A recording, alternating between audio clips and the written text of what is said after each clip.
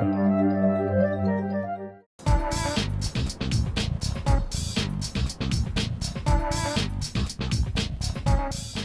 you're looking to improve your fuel economy but want to get a car that's, say, a little bit more posh than something like a Prius, Lexus now has the HS250H. It's only available as a hybrid, and let's see if it fits the bill. Obviously, one of the reasons people come to a hybrid is for fuel economy. And though it's not quite as impressive as a car like the Prius, which gets 44 miles per gallon, it still gets 31 overall. Quite good. The Lexus HS has the same drivetrain as the Toyota Camry hybrid, which is a little bigger engine than the Prius, so as you'd expect, it is a little quicker. It also has this EV button on the dash, which lets you select a mode that is intended to let you run longer on electric power only. It's kind of a feel-good button, though, in that it really only works at very low speeds. If you speed up, the engine kicks in anyway. Another thing that comes with the hybrid drivetrain is a Cvt transmission, which makes some odd noises in that it keeps the engine revving longer while you're accelerating. Eventually that goes away, but at that speed, you're then also left with some road noise and some wind noise around the pillars. All this cabin noise is something you're not really expecting from a Lexus. Another thing you might not expect from a Lexus is a somewhat stiff ride.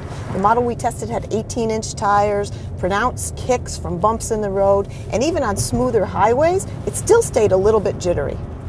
As far as handling goes, the HS is secure overall, and its compact size makes it easy to place and maneuver, but it doesn't have a lot of steering feedback, and though it doesn't have a ton of roll, that which it does, you kind of feel because you sit up high. It's just not a very sporty or agile car overall. When you're inside the HS, you will feel you have plenty of head and leg room. A power adjusting wheel can help you get a better driving position, though some people felt it didn't move quite far enough. What the car does have is an overall feeling of narrowness, and it's not helped by this protruding center console.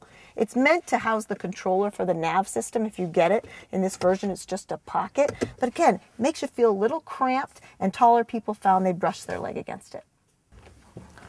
The sense of narrowness comes through into the rear seat as well. Though you have enough leg and headroom, and the rear seat's designed for 3 people, they're not going to be very comfortable. It's much better for 2. One other thing, the rear seat backs do not fold down to give you more room in the trunk. As far as controls go, you're mostly good. If you're doing things like changing the radio or adjusting the climate settings, you're going to be in good shape. Their height is good, there's big knobs, big buttons. It's going to be relatively easy.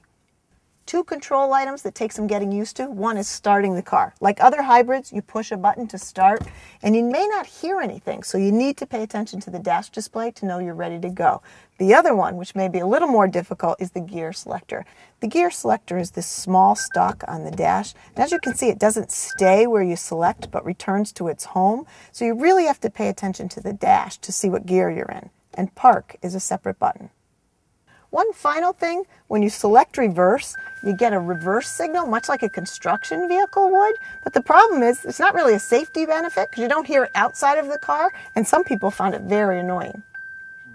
What does feel very Lexus-like is the way the car feels inside, the features and the fit and finish. Things like a fully powered seat that's heated and cooled and has memory, and very nicely stitched and padded surfaces, a headliner that's so soft it's almost velvet-like, and chrome and wood accents throughout. If you're looking for the supple ride and the very quiet cabin you've come to expect from a Lexus, you might be a little disappointed. And if you're looking for the ultimate fuel economy that you might get from, say, a Prius or a Ford Fusion hybrid, you might not get that either. But if you're looking for a prestige nameplate and the amenities that go with it in a very fuel-efficient package, the Lexus HS might be just for you.